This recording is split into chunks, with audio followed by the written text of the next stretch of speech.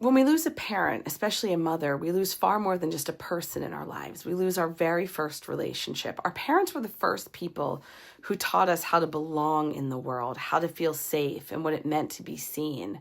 A mother in particular is often the first heartbeat, the first touch, the first voice that we ever knew.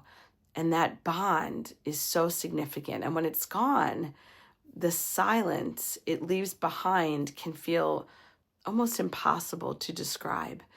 But here's something that we don't always remember in the midst of our grief, that our parents also knew this loss. They lost their parents too, very likely, and somehow they kept showing up. They got out of bed, they made meals, they paid bills, they raised you, and even laughed again while carrying their own grief. And that's no small thing. So to honor them, we can take that same courage as a guide. Grief doesn't mean forgetting, and it doesn't mean cutting yourself off from them. Connection doesn't end just because they're no longer physically here. It changes form. You can still speak to them. You can still draw strength from the way that they loved you and from the lessons that they left behind for you.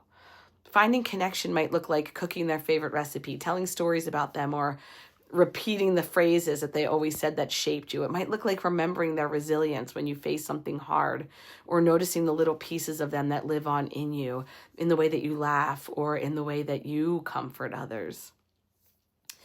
Grieving a parent is never simple. It's layered because it touches the deepest parts of who we are. But when you remember that your parents endured this same heartbreak and still showed up for life, you begin to see that you can too, not because the grief is gone, but because you're carrying forward the examples that they set.